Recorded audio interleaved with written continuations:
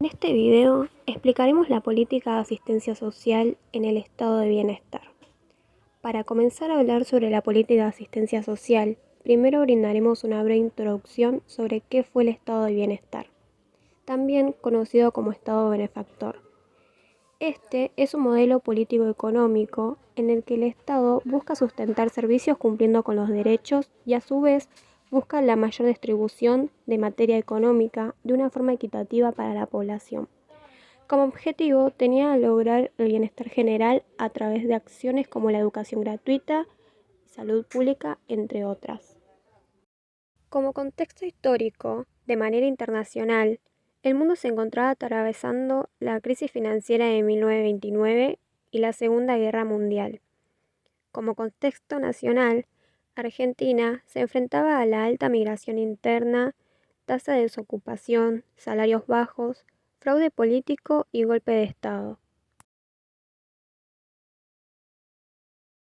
Ahora bien, en nuestro país, el Estado benefactor se dio a partir de la posguerra y se caracterizó por la intervención estatal en la producción social y la garantía de derechos sociales. Sus rasgos más notables fueron énfasis en el empleo público, desarrollo industrial y autonomía económica nacional. El representante que estuvo enfrente de dicho Estado fue el entonces presidente Juan Domingo Perón. Cabe destacar que para esa época había avanzado en nuestro país lo que se conoce como proceso de sustitución de importaciones. Las condiciones sociales, económicas y políticas requirieron un cambio en las funciones de Estado. Es ahí entonces donde se crea el Instituto Argentino de Promoción de Intercambio, que entre sus funciones estaba la monopolización del comercio exterior y el control del sistema crediticio. También se crea la nacionalización del Banco Central, el proceso de estatización cuya inversión repercutió en el consumo social, la nacionalización de servicios públicos como el gas, transporte y servicios sanitarios. Se otorgaron subsidios a bienes de consumo interno. Por medio de la IAPI se habilitaban proveedurías populares a cargo de la Fundación Eva Perón y se creó la Secretaría de Educación en el año 1948 y la política sanitaria del Dr. Ramón Carrillo. Las acciones fueron encaminadas a lograr el bienestar social a través del trabajo asalariado y de la asistencia social a los excluidos. Esta era una estrategia de atención sobre aquella población que se encontraba por fuera del mercado laboral. Se buscaba generar un sujeto digno.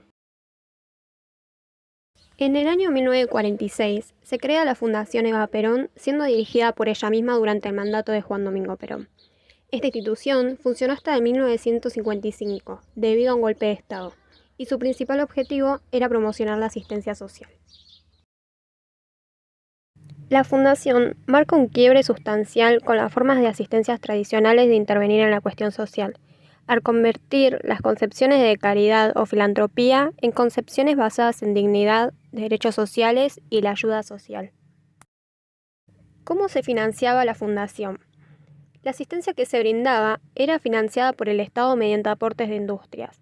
También a los trabajadores se les realizaba un descuento obligatorio y por medio de donaciones y aportes de provincias y municipios más ricos. Acciones que se llevaron a cabo en la fundación. La acción de la institución se superponía con los sectores de salud pública y la Dirección Nacional de Minoría e Infancia, por ejemplo. La asistencia surge para complementar a la política social de gobiernos de aquellos lugares donde ésta se hace necesaria en mayor proporción o en donde menos penetra, como son los niños, las niñas, las mujeres desamparadas y los ancianos.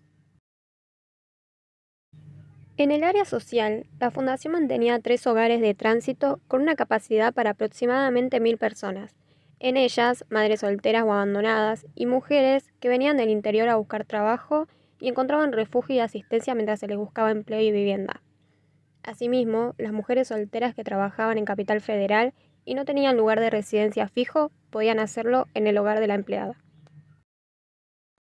También se mantenían 4 hogares de ancianos que facilitaban casa, comida y recreo a unos 200 ancianos no beneficiados por el sistema provisional. Por otro lado, se ejecutaban programas de viviendas baratas, la construcción de barrios obreros. Se fomentaba el turismo en sus hoteles y colonias y también se abrieron proveedurías de productos de la canasta básica a precios más bajos. El área de ayuda social directa era la encargada de solucionar aquellas problemáticas de la población que demandaban asistencia inmediata. Funcionaba en el Ministerio de Trabajo y Revisión o en la Residencia Presidencial, que eran los lugares donde Eva recibía personalmente a los necesitados y escuchaba sus demandas, que eran, en su mayoría, solucionados con inmediatez. Una cama en un hospital, un trabajo, una vivienda propia o los materiales para levantarla, una máquina de coser, medicamentos, becas, subsidios o dinero en efectivo eran las peticiones más frecuentes. A partir de este momento, la cuestión social se consideró cuestión del Estado, siendo el mismo el único garante y responsable del interés general de la población en este marco. Se distinguen las acciones asistenciales de ayuda social de la política global para el establecimiento de la justicia social, siendo a que la concibió como complemento de esta, buscando entonces que todos los integrantes de la sociedad estén cubiertos por las redes formales del sistema de seguridad social. Para ir finalizando, nos pareció necesario plantear la perspectiva de género en este periodo.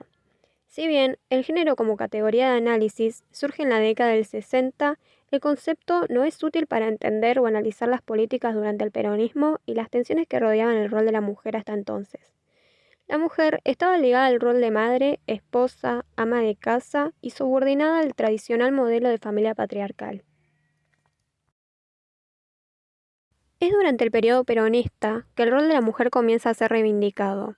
Por una parte, por su participación en la vida pública a través de la política, y por otro, por la incorporación al mundo del trabajo y mayor acceso a la educación.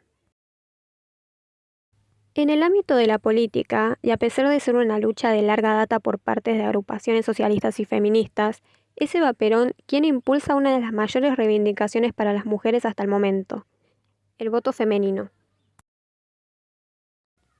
El 6 de septiembre de 1947 se da en el Congreso de la Nación un acalorado debate en torno a los derechos políticos de las mujeres, entre ellos que afirmaban que su participación atentaba contra la unidad de la familia argentina, y que los, por el contrario, estaban a favor de que sean reconocidos los derechos políticos.